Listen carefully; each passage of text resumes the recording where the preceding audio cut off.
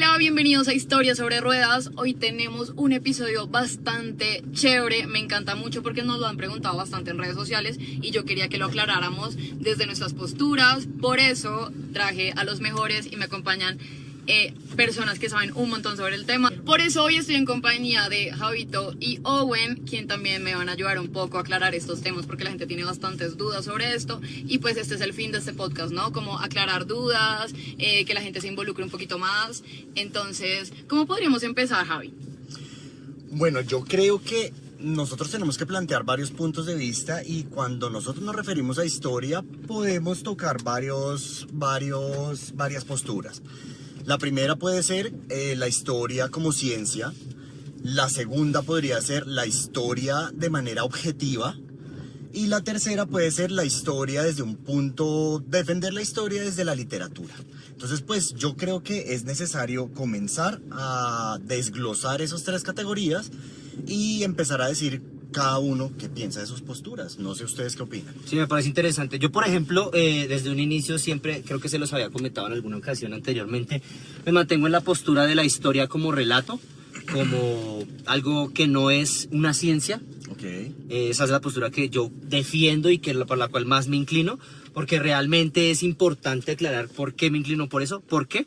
Porque cuando nosotros observábamos en libros como La historia como ciencia, el concepto de historia, el problema epistemológico que surge de todo esto de la historia, es cómo podemos definir esa historia como una ciencia si realmente es subjetiva y es parte más de la interpretación del historiador y no realmente como de un método científico por el cual se pueda llegar. Claro, la historia se considera una ciencia social y humanística, pero realmente yo siento que no es algo que se pueda partir como un método científico, porque por ejemplo tú puedes hacer unas ciencias naturales que son absolutas y puedes decir que puedes hacer un experimento las veces que quieras en un laboratorio, pero la historia no la puedes volver a sacar en un laboratorio y se ve muy sesgada por lo que te digo, el concepto del historiador, el contexto cultural y social que hay en ese momento.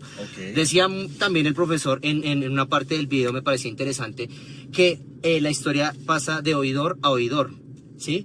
Que va pasando de generación tras generación, de oído a oído, pero era más objetivo el ser testigo, atestiguar esa historia, apersonarse, de ya no ser oidor, no ser auditivo, sino ser visual, de que ya pasa a ser algo visual que se puede, digamos, observar y se puede transmitir ese conocimiento generación tras generación. Entonces yo considero que la ciencia no es una historia, sino que es algo subjetivo que puede ser modificado de acuerdo al contexto político, social y cultural que hay en el momento. Pues digamos que yo difiero un poquito de Owen en ese aspecto, porque si tú te pones a pensar cómo hemos tenido esta información a través del tiempo, cómo llega a nosotros lo que ha pasado y es a través de los libros. O sea, si tenemos un libro que nos está contando la historia. Sí, digamos que esa parte sí lo mencionaba. Y es la evidencia de que eso sí sucedió. Exacto, pero esa es la parte que te digo, que cuando atestigua pasa directamente ya a ser oral, visual, a reflejarse toda esa historia que se vio en algo, digamos, literario y no solamente de oído, de que yo te lo cuento a ti, tú lo vas pasando en tu familia generación tras generación, sino que hay algo que se queda, un precedente, hay algo que va pasando tras generación, que es a través de la literatura.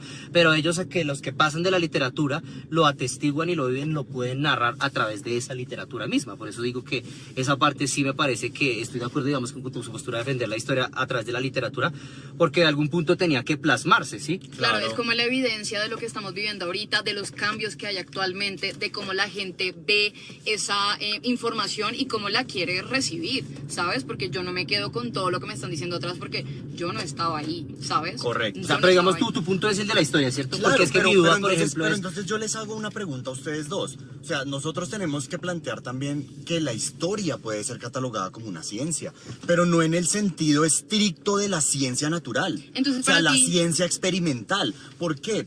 Si yo si yo defino que la historia puede ser una ciencia, un historiador prácticamente hace lo mismo que un científico. No en el campo de la experimentación, sino en el campo de seguir un método científico donde, ¿qué hace un científico?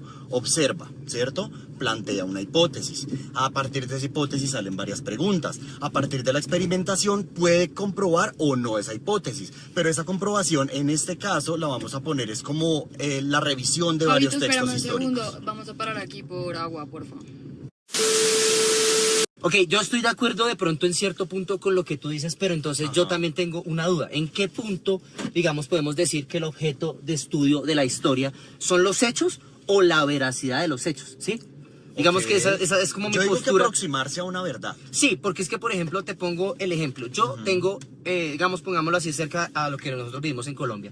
El contexto del conflicto armado en Colombia. Sí, correcto. Digamos que tú tienes una postura política, social y cultural porque tú de pronto viviste esa historia como otro hecho, porque es otra parte que yo digo, la historia es importante y pasa a ser relevante cuando tiene un impacto social. Claro. Si no lo tuviera, no existiría, digamos, esa historia, porque nadie lo recordaría y nadie pasaría. Y en ese punto se nutre de subjetividades. Exacto, pero digamos Claro. que en ese aspecto sí es necesario de alguna forma plasmarlo y de pronto sí es algo Sí, científico. claro. Pero entonces también lo que yo te digo es subjetivo porque cada quien tiene que tener sus criterios. Como te digo, el conflicto armado, tú puedes decir que estás de acuerdo con cierto personaje político Ok, y yo puedo sí. decir que estoy de acuerdo con otro personaje político.